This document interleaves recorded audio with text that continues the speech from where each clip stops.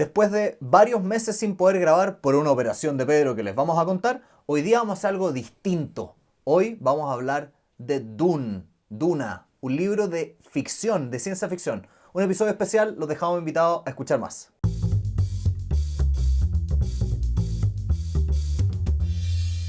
Hola a todos, bienvenidos a Elemental. Mi nombre es Pedro y estoy acá con Santiago. Hola, hola. Y el día de hoy vamos a hablar de Dune. De Duna. de mi querido amigo Frank Herbert. Este es un episodio muy especial porque, como pueden notar, vamos a hablar de un libro de ciencia ficción y de 2 películas. Sí. Por lo tanto, vamos a dejar ahora en el La audio alerta. una alerta monumental de que vamos a hacer montones de spoilers, muchos spoilers. Y si ustedes no están viendo un video, le pedimos a Pedro que ponga un cartel gigante de spoilers. Voy a hacer un efecto o algo. Pero antes de partir, queríamos contarles una cuestión un poquito más personal. Muchos de ustedes nos han escrito porque hemos estado ausentes los últimos 2 meses más o menos. 2 meses, alcanzamos a cumplir prácticamente 2 meses. Y Pedro les tiene que contar la razón de por qué eso sí o sí. Sí. La primera mitad de la razón es porque, para los que nos vienen escuchando hace tiempo, yo venía diciendo que me iba a operar de la mandíbula porque sufría de apnea del sueño. Eso es cuando uno duerme y se ahoga. Literalmente estás durmiendo y haces como... Así tal cual. Literalmente. Tengo las grabaciones de eso. No queremos ponerla, está bien. Pero me operé eso a principios de marzo, quedé hinchadísimo y apenas podía hablar porque también tenía la cara y la boca hinchada.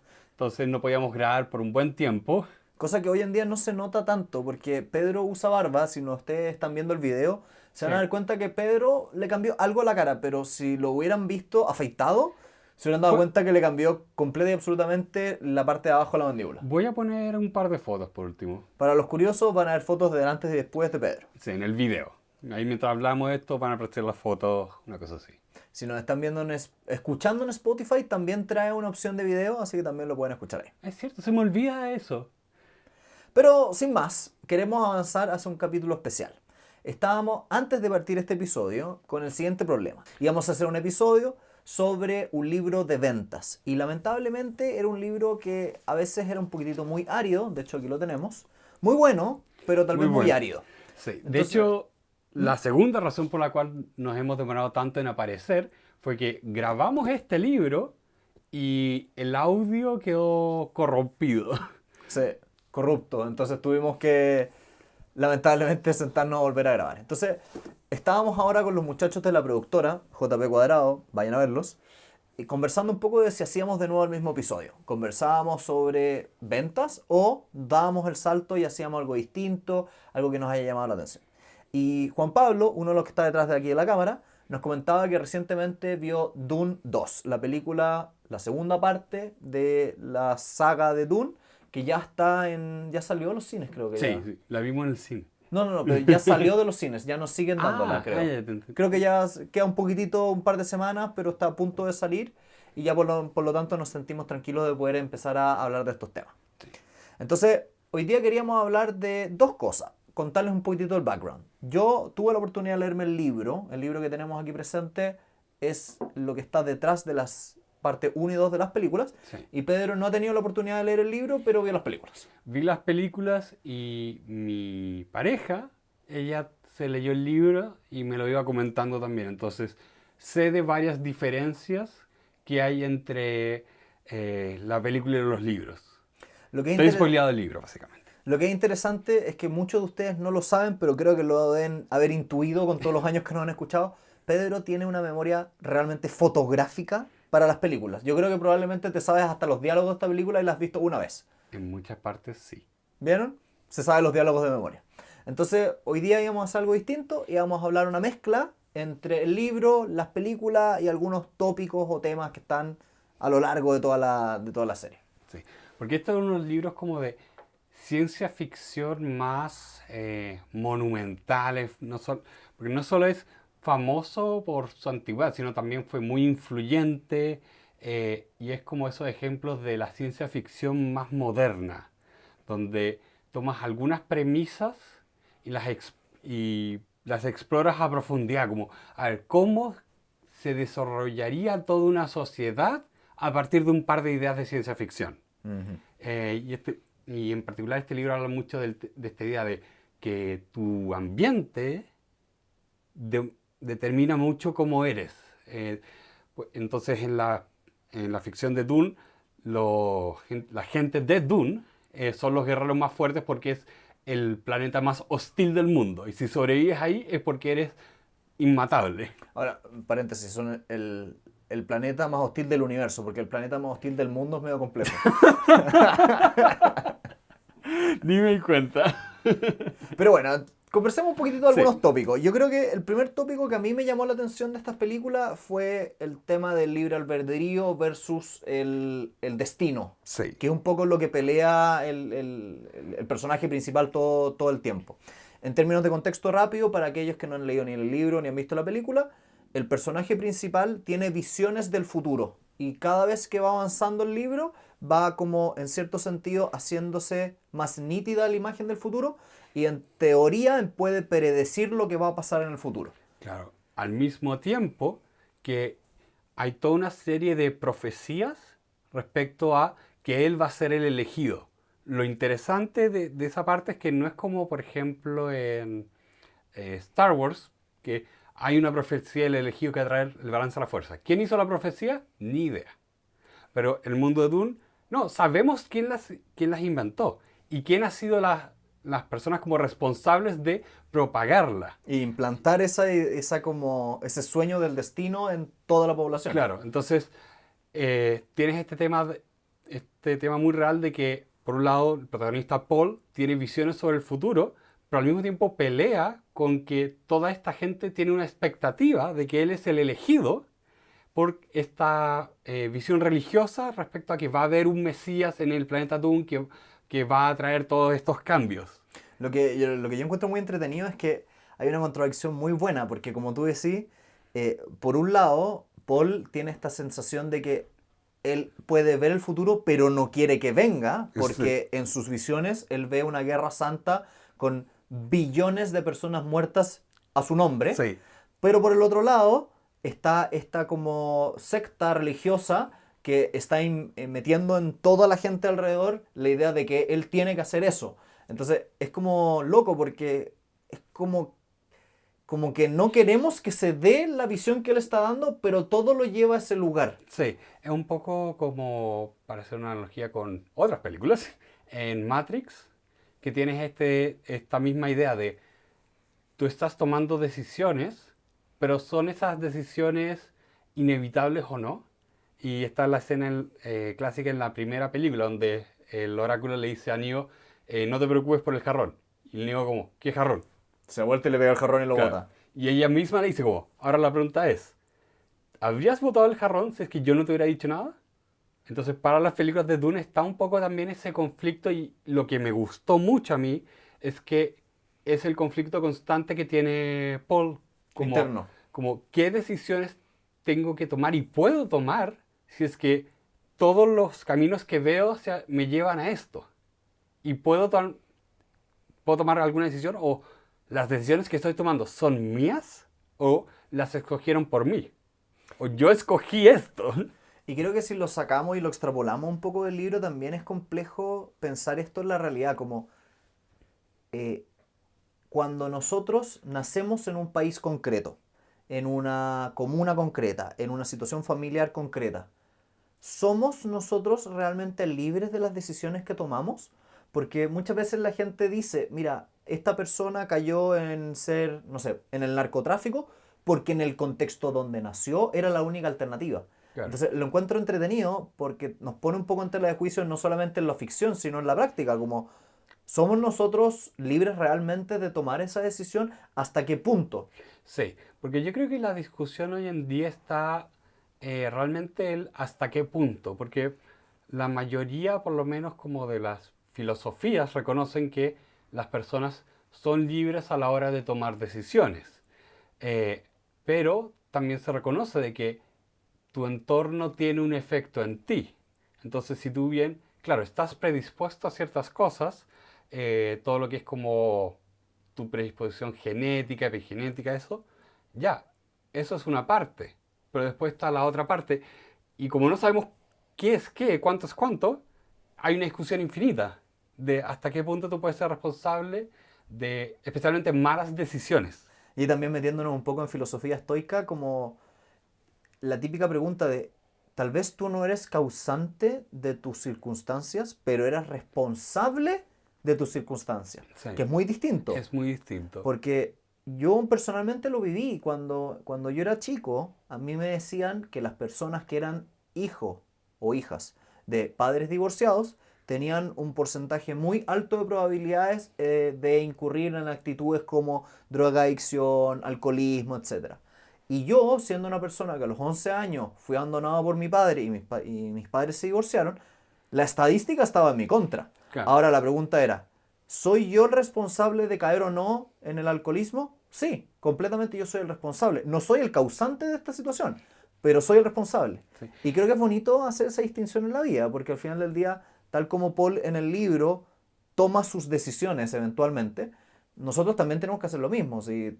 Sí, es que ese es el tema. Eventualmente tú te tienes que empoderar respecto a que tú eres el que está tomando las decisiones. Me acuerdo el curso que tuve en la Universidad de Literatura que veíamos a Sartre y ahí el curso partió con, creo que era un poema o un pequeño discurso que decía una persona de, mira, si voy a la guerra, es mi guerra, porque yo decidí ir, ya que si no quería, pude incluso haberme matado para no ir.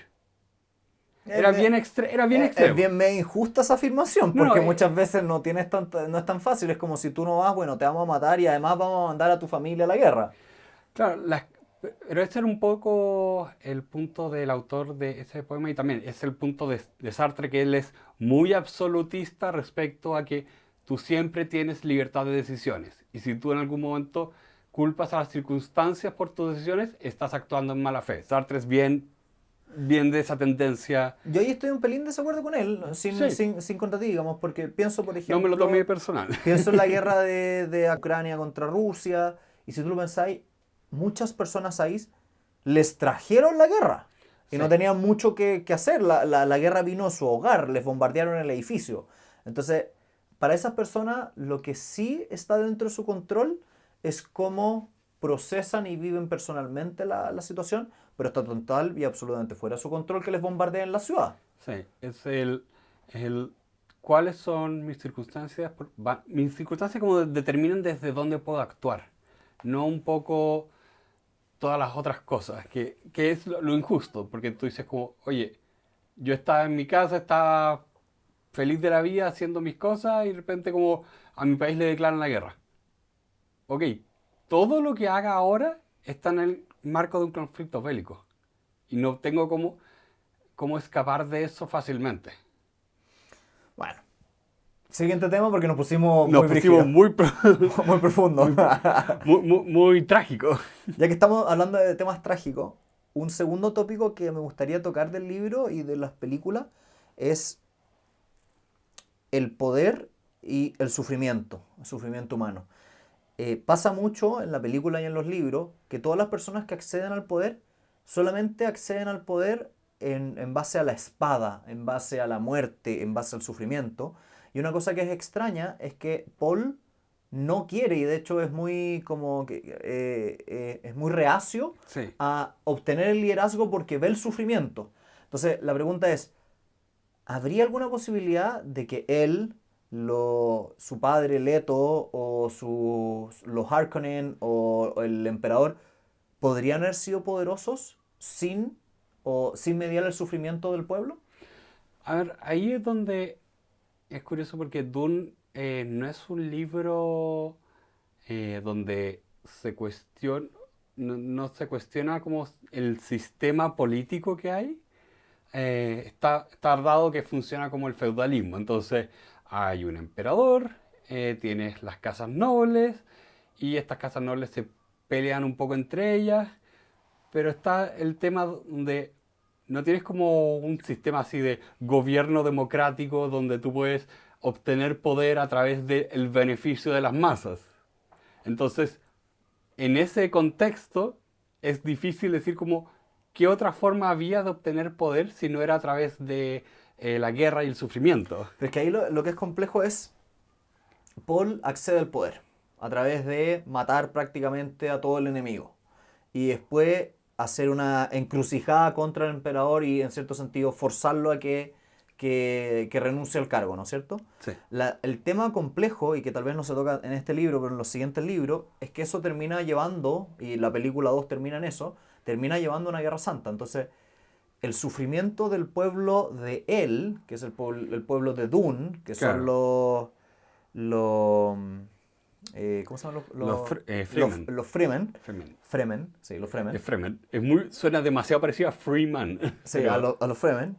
El, el sufrimiento empodera a los Fremen, pero al mismo tiempo los hace pasar de víctimas a volverse los que hacen víctimas a los demás. Claro. Entonces es bien curioso porque creo que también hay un paralelo mucho con la vida, de que muchas veces hemos visto personas que han sufrido mucho, ya sea acoso en la oficina, acoso en la casa, acoso en cualquier lugar, y después cuando llegan a posiciones de poder perpetúan el acoso. Ah, Como la otra vez estaba conversando con una persona en la oficina, como es que cuando yo tenía jefes, mis jefes me trataban de esta forma, y por lo tanto yo vengo de esta escuela y yo hago lo mismo. Y yo decía, mira, estamos mal, tenemos sí, que romper el ciclo vicioso, sí. pero más allá de eso, encuentro que es un tema súper interesante, como las personas que sufren aprenden que esa es la fórmula y muchas veces repiten el patrón hacia abajo. Sí, es que es distinto sufrir algo y internalizar,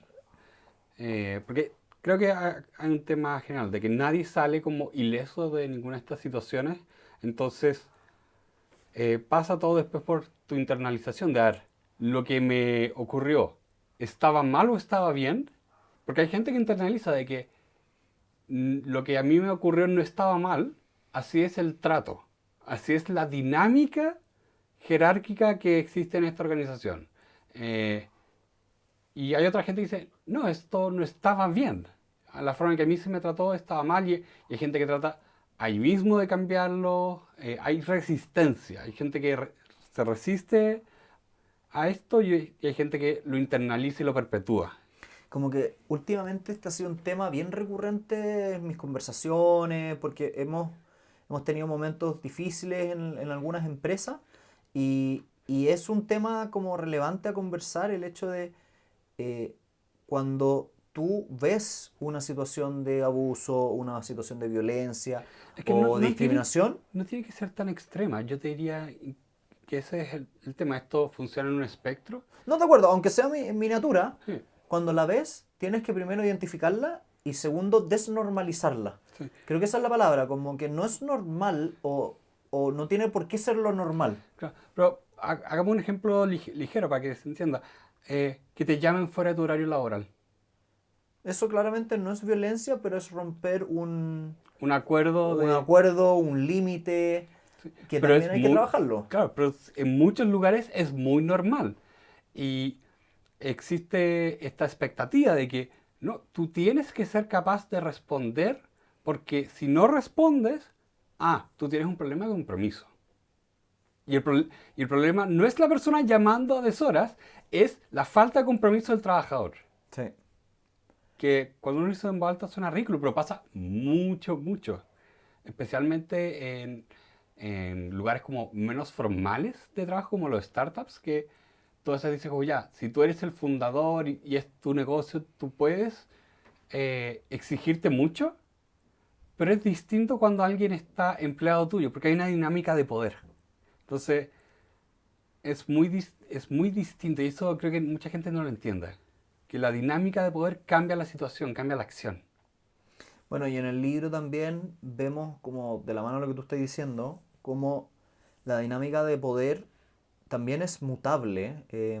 Una cosa que encontré interesante del libro era como este juego de la narrativa, de contarte que estaban los Harkonnen, que llegan los Atreides al planeta, Sí, ganan todo, pero rápidamente son atacados y pierden todo de nuevo. Y sí. después nuevamente vuelven a ganar el poder a través de los Fremen. Entonces como que se da un poco que también las cosas no son estáticas No. y es importante reconocer que en los países y en los países ficticios y reales, espero que no sea un mundo gigante de arena, eh, ocurre esto de que no es infinito. Y también es otro tema que me encantaría tocar un poco, que no se toca tanto en las películas, pero sí en los libros, de que las dimensiones de años son monumentales en el libro. ¿Qué quiero decir con eso? Por ejemplo, una de las cosas que más te llama la atención cuando uno se lee el libro es que la secta religiosa de estas, eh, Las Ben Gesserit. las matronas, si se quisiera, ¿cómo se llaman? Las Bene Gesserit. Bene Gesserit, eso. Ellas han hecho la implantación de la idea del elegido durante miles de años Sí. y llevan haciendo cruces biológicos miles de años. Entonces, lo encuentro entretenido porque en el mundo de la ficción se da mucho en esta película, en este libro, en Foundation, por ejemplo, de Asimov, que también otra película y otra... O sea, es una serie y un y libro, un libro. que también son 50.000 años. O en esta que ahora está bastante de moda, el problema de los tres cuerpos de ahora que está en Está en Netflix, Netflix. y es un libro chino. Y en todos esos son cientos de miles de años, decenas de miles de años. Y acá en el occidente no estamos acostumbrados a hablar en esos términos, pero en Es el que- oriente se da harto. Es que es curioso porque incluso mi impresión, y este es un tema que hemos tocado antes respecto a políticas públicas, de lo difícil que es tener una buena política pública cuando tienes que pensar a un plazo máximo de 4 años, cuando lo que necesitas son 10. Pero si lo piensas, hubo un gran periodo de tiempo donde incluso en el occidente tenías que pensar en décadas, porque oye, quieres construir un nuevo edificio, catedral, lo que sea, se demora décadas. O sea, la construcción de las catedrales es fascinante. Sí. Escapándonos un poco del libro, la construcción de las catedrales, me acuerdo cuando fui a ver la Sagrada Familia en Barcelona, Que todavía no se termina. que todavía no se termina, me hice un tour y leí harto y hablaban harto de que en la modernidad uno no está acostumbrado a que te digan, no, es que esto se va a demorar 150 años en construirse. Pero las catedrales normalmente eran así. De hecho, la propia Notre Dame de París no está terminada. Y le faltan las cúpulas del frente. Claro. Y todo eso es algo extraño para nosotros, pero cuando uno va al oriente, y yo me he dado cuenta que el discurso, por ejemplo, del presidente de China es en términos de herencia histórica, es en términos de miles de años, es en términos de, oye, mira, vamos a lograr transformar a China en la gran potencia mundial y esto puede tardar unos 100 años aproximadamente. Y es raro porque nosotros acá en el occidente estamos acostumbrados a personas y políticos que funcionan de otra dinámica. Sí. Funcionan de la dinámica de te voy a sobreprometer muchas cosas para los próximos 4 años y al final de los 4 años pedirte disculpas porque no las logré. Pero si te fijas, siempre son así. Sí. Nunca, Fíjate que nunca cumplen todo lo que prometen. algo que fue bien interesante ahora que, hablando de estas cosas de perspectiva y todo, fue cuando fueron los Panamericanos, salieron muchos como reportajes y artículos y ensayos sobre el metro, el subterráneo, o ¿qué Los otra- trenes subterráneos, los sí, trenes el subterráneos? subway, Sí, de Santiago, y el tronco. toda esta gente de afuera miraban con asombro, como, oye, ¿cómo es que esto funciona tan bien? Que para la gente que vive acá en Santiago dice como, ¿cómo que funciona bien? Y A nivel internacional funciona bien. a nivel internacional funciona muy bien, tiene buena conectividad. El problema es que Santiago es gigante, somos muchas personas. Y las líneas son pocas, son Claro. chicas. Pero ¿qué es lo que ha ocurrido? Es que acá este sistema ha ido creciendo constantemente. Siempre se está construyendo una línea nueva, una estación nueva. Entonces, lento pero seguro, la ciudad se va transformando y este sistema se va transformando. Y eso fue las cosas que a mí me llamó la atención. Porque decían, porque había tantos gallos que decían, ¿cuál es el secreto de Santiago para tener un metro tan bueno? Y era como, bueno, no se construyó de un día para otro. Si quieres tener un sistema de transporte subterráneo, te vas a demorar mucho, mucho tiempo, porque es lento construir un agujero a través de la tierra. A menos que seas chino. ¿Tú sabías que los chinos en los últimos 10 años han construido más estaciones de tren y de metro que todo el resto del planeta junto? Es que no lo dudo, Y de alta velocidad, más encima. más encima. Pero es que esto es lo que por lo menos yo me llevé como lección de no subestimar todo lo que puedes lograr en mucho tiempo. Porque sí, es lento, pero especialmente cuando trabajas en algo donde puedes tener pequeñas victorias, no sé por qué la gente se pierde tanto. Donde puedes decir, oye, ya, no tengo solucionado todo el problema del transporte público, pero va mejorando con cada año. Bueno, es que ahí los orientales lo hacen bien, porque ellos dicen, no hay problema que no se pueda solucionar con el suficiente tiempo y dedicación. En cambio, en nosotros acá en el occidente estamos muy pegados con la lógica del si no se logra dentro de esta a la próxima elección, no se logró. Sí, y es nefasto porque... Como que nadie quiere que la siguiente persona se lleve el mérito de tu trabajo. Sí, porque es curioso pensar como la diferencia de mentalidad, y acá lo comparo con este libro de ficción, donde incluso eh, la Bene Gesserit están tratando de generar este elegido y incluso en un momento le dicen, ok, ¿qué pasa si él es el elegido? Bueno, él es el elegido. Y si no es, bueno, entonces no es. Y el No, plan no. sigue. Y está, de hecho, en el libro lo enfatizan un poquito más, en la película lo dicen Lo, muy, lo- lo muy, mencionan muy un par de veces. tangencial, pero ellas tenían más de un candidato para Ya, ser eso no está en el la película. elegido. Tenían más de un candidato y de hecho la pelea con uno de los Harkonnen es porque el otro era la segunda alternativa, digamos. Ya. Porque después te lo dicen y te lo cuentan, pero la idea era que él fuera una mezcla entre varias razas o castas Eran varias elegidas. casas, era Sí. como varias casas. Sí. Bueno, y de hecho es el twist de la historia, de que Paul es tanto Atreus como es Harkonnen. Y la lógica ahí está en que, bueno, si no es Paul, va a ser el otro. De hecho, la madre de como superiora de la mamá de Paul Sí, la reta y le dice, no, por qué tuviste un hombre? Tú tenías que tener una mujer, sí. porque no estaba todavía listo. Era una generación más abajo la que debería ser el elegido. Claro, te la jugaste un poco antes. Y la otra, ahí hay una cosa que no se cuenta tanto, pero es como la ambición de la mamá. De hecho, es un tema que me gustó harto del libro. La mamá de Paul es muy presente. Sí, Tiene mucha participación en todo lo que ocurre y de hecho las películas como que en la segunda queda un poco fuera, ¿eh? Pero claro. ella es muy importante. Sí, ahí tenían un tema adaptativo difícil, porque en la película ella está embarazada y toda la segunda película ella está embarazada y porque le hicieron este ritual tomando esta agua con todas las drogas. eh, Drogas, muchas drogas. eh, básicamente, como le hacen tomar esta agua como sangre de gusano con todas las drogas, mientras está embarazada, el feto finalmente absorbe todo esto y después crece y tiene poderes psíquicos. En Sí, los libros alcanzan a ser, pasan como 3 años. sí, de hecho la hermana de Paul en los libros es una hija, una niña de 3 años que habla desde que nace y tiene clarividencia. Y es además quien mata al Barón Harkonnen el grande. Y que no lo muestran en la película. No, porque Pero para los que no lo saben, aquí jugando un poco con la diferencia entre libro y película, en el libro la hermana es la que se venga por todo lo ocurrido y va y mata al Barón Harkonnen con la agujita de los Bene Gesserit. esa es como con veneno. Sí. No, porque fuera de broma, yo no tengo idea cómo más adaptas.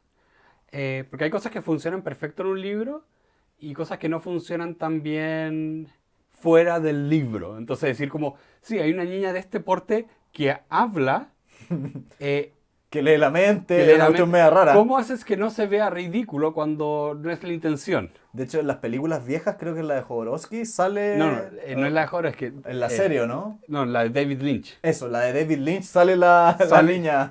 y se ve raro. Bueno, todo en esa película es raro. Lo de Jodorowsky es un documental de cómo casi hacen la película. Sí. Recomiendo mucho esos documentales. Se llama Jodorowsky's Dune, o la Duna de Jodorowsky, y es todo el proceso de preproducción de la película que al Que final nunca fue. nunca fue. Pero tenían la música le iba a ser sin Pink Floyd, el emperador del universo iba a ser Dalí, todo el diseño lo estaba haciendo Giger, el que después fue a inventar el Alien. No, era el medio... ¿Qué le pasó? Se le acabó el dinero, ¿no? No, nunca se lo dieron. Ah, puro sueño. No, por eso fue preproducción. Es cuando armas el equipo, haces los storyboards y ves, claro, qué tan largo sería la película, cuánto nos costaría hacerla. Allí iba a ser muy larga, muy cara. Eh, Así que necesitábamos a Denis Villeneuve que tuviera los múltiples millones para bueno, hacerlo. antes de volver al libro, antes del Señor de los Anillos era impensable adaptar ciertas cosas. Decían que eran inadaptables. Porque eran demasiado caras. Era muy caro, muy largo. Entonces, la gran propuesta que tuvieron con el Señor de los Anillos fue, no, vamos a grabar 3 películas al mismo tiempo. Vamos a grabar todo de una y eso van a ser 3 películas que adaptan toda la historia. Y eso antes era Imposible. impensable. Era como, ok, adaptas una parte, la sacas, después veamos si... De hecho, le pasó a la película de Superman. La película de Superman iba a ser la 1 y la 2. Iban a ser como una sola gran película larga, dividida en 2 partes, pero se demoraron, se pasaron del presupuesto. Entonces, para la segunda, el director cambió en la mitad y por eso la segunda mitad de Superman 2 es media rara. Amén. Amén. Pero volviendo... Arrakis. volviendo a Arrakis, lo encuentro muy fascinante todo como ¿cómo se llama la mamá de Paul? Tu, tu, tu. Jessica. Jessica. Es un personaje que tiene mucho protagonismo en la primera y en la segunda no tanto, pero toma un rol más que nada de mover a las masas mientras Paul hace otras cosas.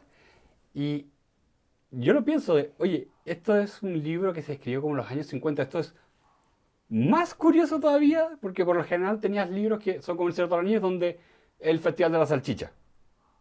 No hay ni una mujer. Ya. No, sí, y aparte que es súper interesante en el contexto, porque es muy como musulmán todo el mundo de Arrakis en general. Sí, o sea, al libro se le ha acusado de eh, apropiación cultural. Acá no somos las personas encargadas para discutir eso, pero encuentro que le da una textura muy distinta, porque por lo menos en el occidente no es una estética que tú veas comúnmente. No, normalmente de hecho están caricaturizados como los enemigos en las películas de los gringos. Sí, entonces, y a mí me encanta la estética árabe. Una de las cosas que más de verdad me duele, como que en la universidad no pude tomar el curso de Historia Universal con un profesor que veía toda la historia de los imperios árabes. No, entretenidísimo. Es entretenido. O sea, la época de oro, mientras en Europa están en la Edad Media, que no les gustó tanto que después le dijeron la Edad Oscura, era la época de oro de todos los califates árabes y tenían unos avances en matemáticas, ciencias, de todo. Era genial. No, era espectacular y más encima están relativamente conectados con el oriente, tenían rutas de comercio, ¿no? Sí, Sí. había toda una cuestión bien maravillosa ahí. Sí, y sobre eso la estética la encuentro genial. Como toda esa estética de desierto con los turbantes. No, me encanta. Creo que hay otro tema que podemos conversar del libro, como la importancia de el ambiente en términos físicos y el significado de la arena. Sí. Porque en las películas no se entiende tanto que en verdad hay escasez de agua y es por eso que si alguien llora van a tomar la lágrima y se la van a tomar de nuevo. Sí. Como que tal vez en la 2 cuando le En la extraen 2 el se agua, entiende más. le En extraen la 2 se el entiende agua a más. los cuerpos se entiende un poquito más, pero en la primera la gente en verdad no cacha, no se da cuenta que en verdad esto es literalmente vida o muerte, todo gramo de sudor. Sí, es que hay una escena, o sea, hay 2 escenas. La primera que a mí me gustó mucho y encontré que lo dejaba muy claro era cuando Paul iba a hablar con la persona que estaba regando las palmeras. Y decía, acá cada palmera toma el agua de 20 personas. Y te das cuenta como ellos, uno, ven el agua en términos de personas De también. persona. Y también ves el significado de estas palmeras, el sueño del Arrakis con Verde. mar verde. Que tampoco lo dicen mucho, pero en el libro Paul promete constantemente que va a terraformar Arrakis y lo va a volver Sí. verde. Sí. Y la otra escena que, por lo que entiendo en el libro, es distinta. Cuando llega este Freeman, que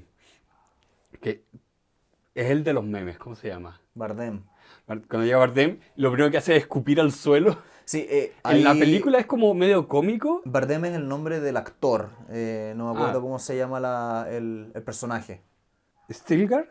Stilgar. Sí, creo que es Stilgar. Tengo la wiki acá. Pero él en la película escupe y es como un poco cómico, y por lo que entiendo en el libro, esa parte es más tensa, y eso te da a entender inmediatamente también la importancia de, como dice, como, gracias por compartir la humedad de tu cuerpo. O sea, a ese nivel valoran el agua, que la humedad que tú tienes ya es algo que no puedes desperdiciar. Como así de extremo es la necesidad. Y por eso también me gusta mucho como en la 2 se entiende más el valor del agua, cuando te muestran cómo a los muertos les sacan el agua y lo ponen en estas piscinas. Mm, Y la importancia cultural que tienen esas piscinas con el agua de los muertos. Que incluso en este país, o sea, en este planeta totalmente seco. desértico, seco, inhóspito, hay una ceremonia que está por sobre la sobrevivencia.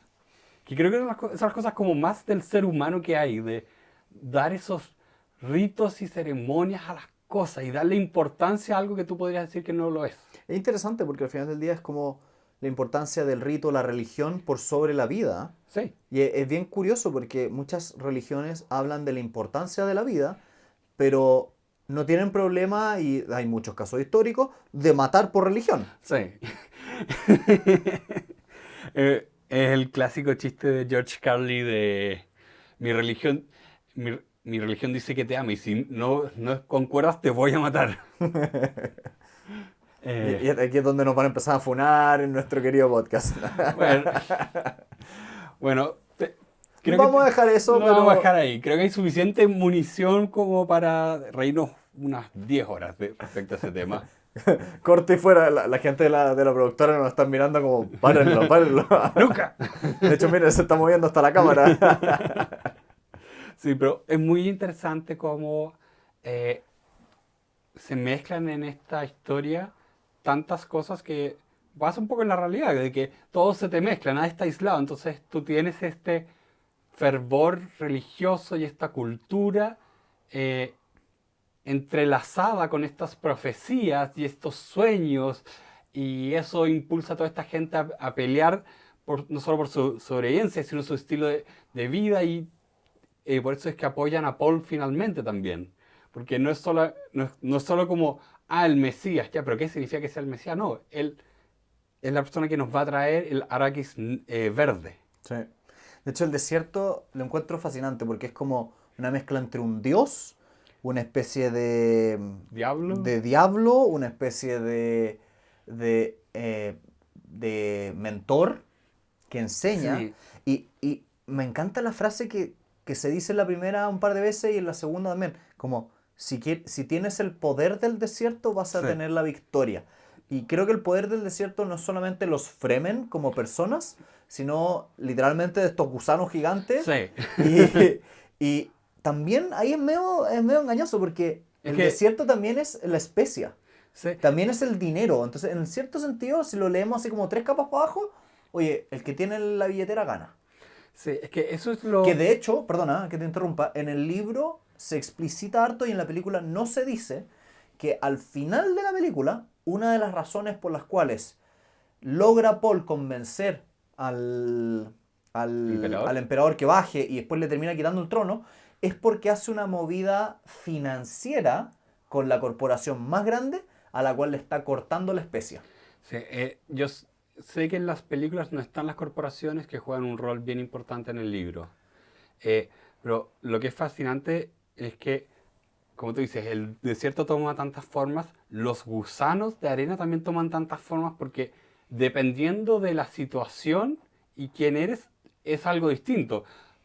Tú puedes mirarlo como, es el poder del desierto, pero también es este depredador imparable que a ti te puede matar a menos que tú aprendas a vivir en como armonía con él, o mejor dicho, en el Cabalgar encima. o cabalgar encima, o ser invisible. Pero también es muy interesante la historia y por eso yo creo que también ha resonado con tanta gente por tanto tiempo, porque también tú puedes leerla e interpretarla como una historia sobre explotación, colonialismo, o sea, los Harkonnen están haciendo un colonialismo en Totalmente. Arrakis, literalmente es extraer el recurso natural, nada para la gente que vive ahí, yo me llevo todo, que es lo que se llama una economía de explotación, Y un mercantilismo. mercantilismo. Entonces, eh, tiene tanta...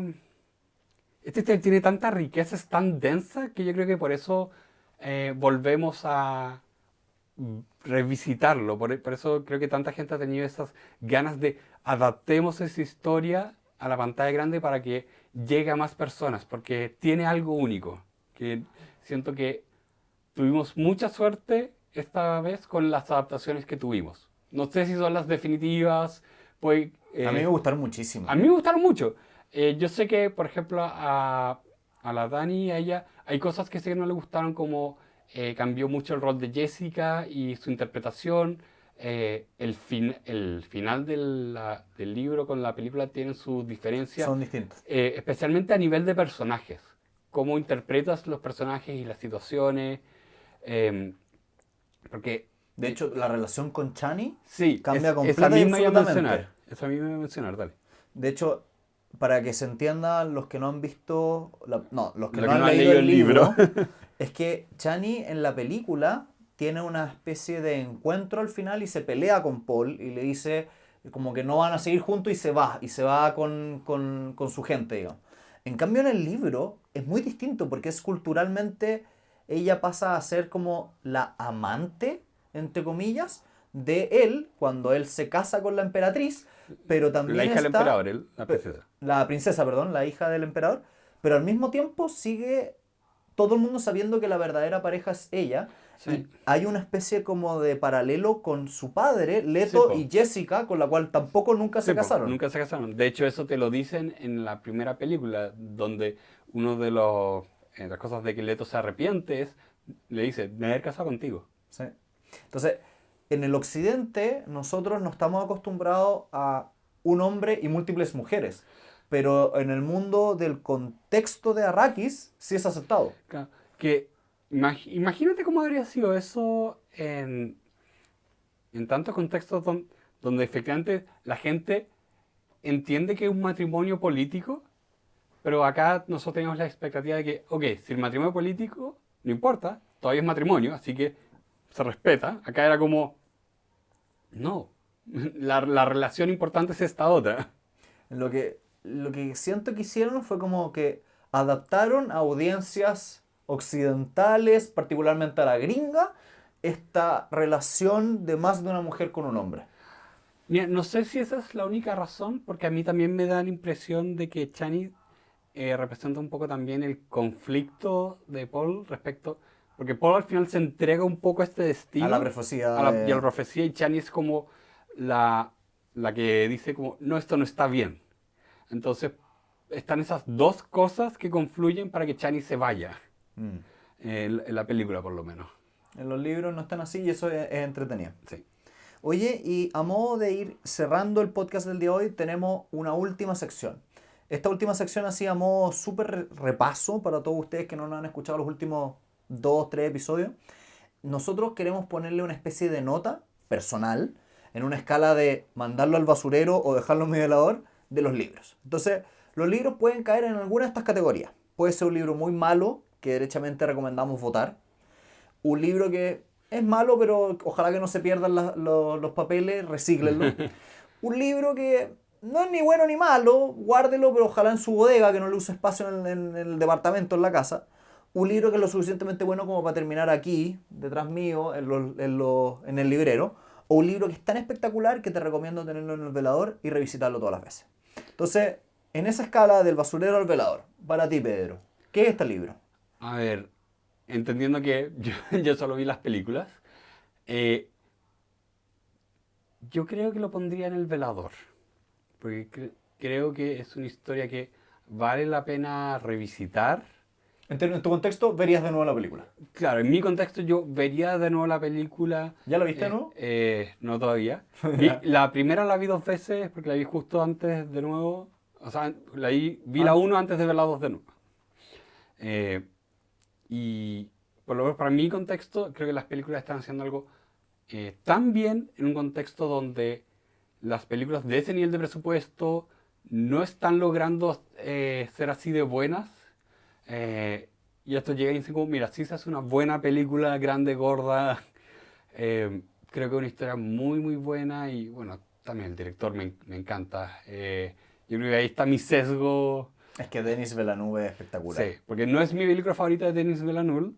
Esa creo que todavía es Arrival. Que de hecho, vimos también hay un capítulo sobre Arrival.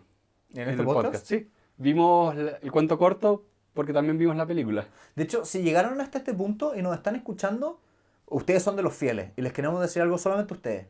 Llevamos 7 años haciendo esto. Cumplimos 7 años la semana pasada. Sí. Mucho tiempo. Bueno, pero... ¿Qué nota le pones tú? ¿Qué te parece tú que sí leíste el libro? Para mí es un libro para el librero. Es decir, no es un libro que voy a volver a leer en el corto plazo. Lo pasé bien, estuvo entretenido. Pero no es para revisitarlo porque no tiene quotes o citas que yo quiera como que estar mirando, que me traiga tantas lecciones a la vida. Pero sí es un libro que de hecho va ahí, en ese espacio del librero. De mi librero. Así se ve que están corridos. Va ahí justito en ese hoyito el libro. Ahora, tal vez pongamos un poquito las notas. Al libro yo lo tiro al librero. Pero la película estoy de acuerdo contigo. Para mí es un alvelador, es una espectacular película porque... La música es una cuestión ridícula. Yo vi un video en YouTube, se los recomiendo, búsquenlo, donde le preguntan, es Hans Zimmer, ¿cierto? Es Hans Zimmer. Es Hans Zimmer. Le preguntan a Hans Zimmer cómo hizo el score e invita a la como cantante principal de los gritos del score. Y es espectacular el video, como ella dice, ya voy a hacer los gritos. Y los hace y después te dice, mira, así hice los de los Harkonnen. Y para que fueran incómodos, los moví una escala completa hacia abajo para que estuviera siempre fuera de como la acústica aceptada de todos ustedes y cada vez que escucharas esto, fuera incómodo. Entonces yo miraba esto y decía, el nivel de precisión, de arte de este tipo que está detrás, que esto que estamos viendo es espectacular. Ok, yo lo veo, lo voy a ver, me encanta eso. Y la fotografía es a otro nivel. Sí. Insisto que me gustó más la 1 que la 2, pero porque le hicieron estos cambios al final que no me gustó cómo quedó el personaje de Chani. Ya. Pero buenísimo. Sí, y vamos a pedirles ahora, si llegaron hasta acá, antes de despedirnos, como siempre, que nos dejen un emoji. Acabo de revisar, hay un emoji sobre el desierto. Vamos a dejar, por favor, el desierto. Así que dejen el del desierto, porque probé con arena, pero me pone una isla. Y no hay mar en Dune, así que tiene que ser el desierto. Sería bastante contradictorio poner una isla en Dune. Sí, así que busquen ahí el del desierto o algo del desierto. Así que con eso los dejamos muy invitados a revisar todo lo que estamos haciendo en nuestra página web, elementalpodcast.cl. Dejarlos muy invitados a ver los videos y las cosas que está haciendo nuestra productora, JP Cuadrado. Y queremos darle las gracias a todos los que están detrás de este proyecto. Queremos darle las gracias a Sebastián, a la Isa y a la Ela que nos han ayudado a hacer que esto sea una cosa real.